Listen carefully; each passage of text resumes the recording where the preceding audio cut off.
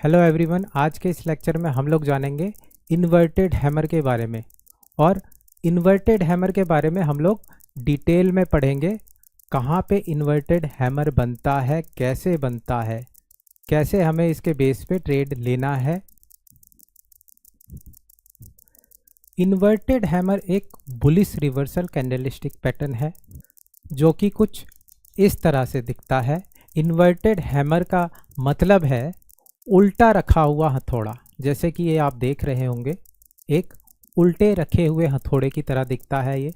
Inverted hammer के body और Wick का जो रेशियो होता है, तो बॉडी लगभग इसकी बॉडी मान लीजिए इतनी है, तो इसका विक बॉडी से डबल होना चाहिए।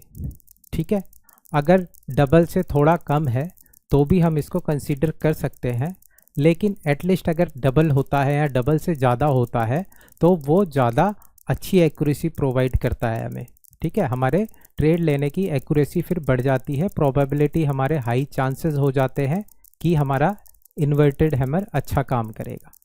ओके, एक इन्वर्टेड हैमर ग्रीन कलर का ही नहीं हो सकता, वो रेड कलर का भी हो सकता है और ग्रीन कलर का भी हो सकता है। इसके 4 टाइप होते हैं। पहला है ग्रीन कलर का इन्वर्टेड हैमर जिसमें नीचे विक नहीं होगा। दूसरा है ग्रीन कलर का ही इन्वर्टेड हैमर जिसके नीचे एक छोटी सी विक हो सकती है। ठीक है, ये विक काफ़ी छोटी होगी जो कि बॉडी से भी छोटी होगी, मतलब ना के बराबर होगी एक तरह से। उसके बाद ऐसे ही दो कैंडल और होंगे। एक रेड कलर का इन्वर्टेड हैमर जिसके नीचे विक नहीं होगी, और एक होगा रेड कलर का इन्वर्टेड हैमर जिसके नीचे छोटी सी विक होगी, ना के बराबर विक होगी। ओके, अब हम बात करेंगे इन्वर्टेड हैमर का लोकेशन कैसा होना चाहिए, कहाँ पे होना चाहिए तो हमारे लिए बेनिफिशियल रहेगा। तो सबसे पहले आप देख रहे हैं इस चार्ट को। ठीक है, मार्केट डाउन ट्रेंड में है। ठीक है, मार्केट डाउन ट्रेंड में है और यहाँ पे एक हमारा सपोर्ट है, या फिर आप पीओआई भी ले सकते हैं एसएमसी के अनुसार, अगर आपको एसएमसी आती है, आईसीटी आता है तो। ठीक है, लेकिन हम इसे अभी सपोर्ट मान के चल रहे हैं। ठीक है, ये हमारा सपोर्ट है, यहाँ पे इन्वर्टेड हैमर बना। ओके, तो जो इन्वर्टेड हैमर का पिछला कैंडल है, अगर मार्केट उसको ब्रेक कर देता है, ब्रेक करके इसके ऊपर ही क्लोजिंग देता है, तो हम एंट्री लेंगे। जैसे इस चार्ट में इसने इसको ब्रेक कर दिया है लेकिन क्लोजिंग यहाँ दी है, तो अभी हम एंट्री नहीं लेंगे। जैसे ही नेक्स्ट कैंडल इसके ऊपर जाएगा, इसको क्रॉस करेगा और इसके ऊपर अगर क्लोजिंग देगा तो हम एंट्री लेंगे, और हम अपना स्टॉप लॉस ये इन्वर्टेड हैमर के थोड़ा नीचे रख सकते हैं। पहला ऑप्शन हमारा ये रहेगा। दूसरा ऑप्शन जो हमारा सपोर्ट है उसके नीचे हम स्टॉप लॉस रख सकते हैं, वो ज़्यादा सेफ रहेगा। ठीक है, अब कुछ लोग ऐसा भी करते हैं कि इन्वर्टेड हैमर के ऊपर जैसे ही मार्केट जाता है और इन्वर्टेड हैमर के ऊपर कैंडल क्लोज कर देता है, तो उसके बाद एंट्री लेते हैं। ठीक है, हालांकि आप दोनों में से कोई सा भी तरीका अपना सकते हैं। ठीक है, ऐसे ही आप एक पुल बैक पे भी एंट्री ले सकते हैं इन्वर्टेड हैमर के बेस पे, जैसा कि हमने हैमर कैंडलस्टिक पे बताया था, शूटिंग स्टार पे बताया था कि कैसे हमें पुल बैक पे या फिर फिब रिट्रेसमेंट पे एंट्री लेनी है। जैसे मैं आपको बता देता हूँ कैसे। जैसे मार्केट में अप ट्रेंड है, ओके, यहाँ मान लीजिए हमारा एक लेवल है जो कि फिब 0.618 का है। फिब 0.618 लेवल जो होता है वो हमारा काफ़ी अच्छा लेवल होता है रिट्रेसमेंट के लिहाज से। ओके, मार्केट यहाँ आता है, एक हमें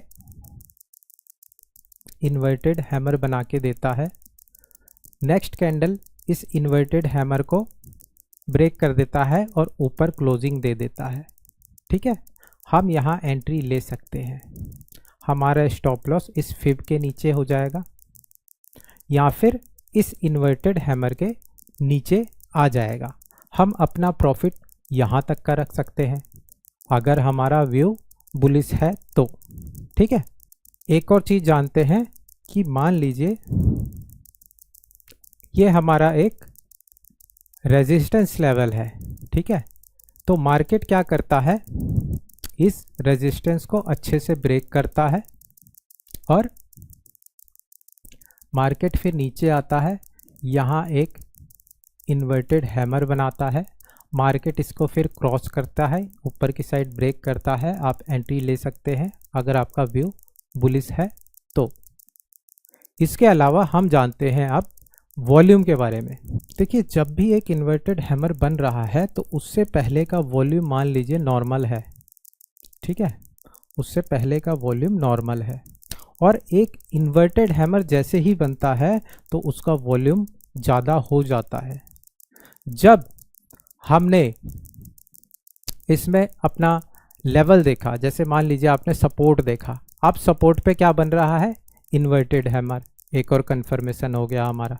अब हम इसके साथ देख रहे हैं कि इसका वॉल्यूम भी बड़ा है, तो मतलब हमारे इस ट्रेड में अगर हम ट्रेड लेते हैं तो हमारे विन होने के चांसेस, हमारी प्रोबेबिलिटी बढ़ जाएगी। किससे, वॉल्यूम अगर ज़्यादा है तो।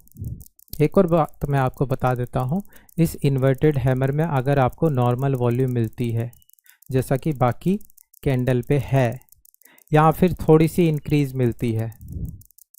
ठीक है, मान लीजिए यहाँ सिर्फ थोड़ी सी इंक्रीज़ हुई है, लेकिन जब एक कैंडल इसको ब्रेक कर रहा है, ठीक है, इसको ब्रेक कर रहा है और उसकी वॉल्यूम ज़्यादा मिल रही है, तो भी कंफर्मेशन मिल जाता है हमें कि ये जो है ट्रेड ऊपर जा सकता है। ठीक है, ये मार्केट और ऊपर जा सकती है। अब यहाँ से ट्रेंड रिवर्स हो चुका है। एक इन्वर्टेड हैमर कैसे बनता है, जैसे मान लीजिए प्राइस यहाँ ओपन होता है, मार्केट ऊपर जाती है, फिर यहाँ नीचे आके क्लोज हो जाती है, तो ऐसे में एक ग्रीन कलर का इन्वर्टेड हैमर बनेगा। क्यों, क्योंकि ट्रेंड डाउन है हमारा। ठीक है, ट्रेंड डाउन है और नीचे ऐसा कैंडल बन रहा है तो इन्वर्टेड हैमर होगा। ट्रेंड अप है हमारा और ऊपर ऐसा कैंडल बन रहा है तो वो एक शूटिंग स्टार कैंडलस्टिक पैटर्न माना जाएगा। इन्वर्टेड हैमर कैंडल नहीं माना जाएगा।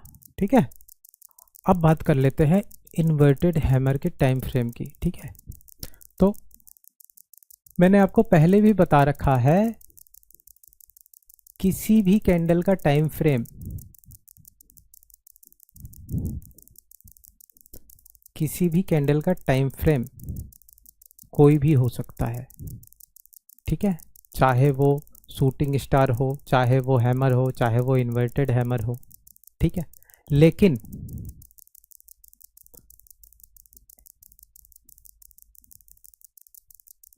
HTF आप समझते होंगे, higher time frame. Higher time frame में कैंडल स्टिक बहुत अच्छा काम करता है और लोअर टाइम फ्रेम पे कैंडल स्टिक काम करता है लेकिन उतना अच्छा काम नहीं करता। क्यों, क्योंकि लोअर टाइम फ्रेम पे मैनिपुलेशन ज़्यादा होता है, हायर टाइम फ्रेम पे मैनिपुलेशन ज़्यादा नहीं होता मार्केट में। देखिए, इसमें बताया गया है आपको, जो हमारा inverted hammer candle stick pattern है, उसके बाद जो हमारा नेक्स्ट कैंडल की जो पोजीशन होती है, तो उसके हिसाब से हम अपनी एक्यूरेसी कैसे बढ़ा सकते हैं। ठीक है, जैसे मान लीजिए एक यहाँ इन्वर्टेड हैमर कैंडल स्टिक बना,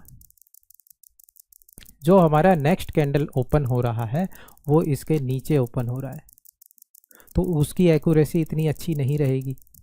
ठीक है, अगर मान लीजिए इसके बिल्कुल बराबर में ही ओपन हो रहा है तो हम ट्रेड ले सकते हैं। कब, जब इसके ऊपर क्लोजिंग देगा। ठीक है। तीसरा केस आता है अगर मार्केट यहाँ गैप अप ओपन हो रहा है, मतलब इस कैंडल के बाद नेक्स्ट कैंडल यहाँ सीधा ओपन हो रही है, तो इस केस में हमें पता चल जाएगा कि ये जो मार्केट ने बनाया है कैंडल, इसका लो ये है। ठीक है।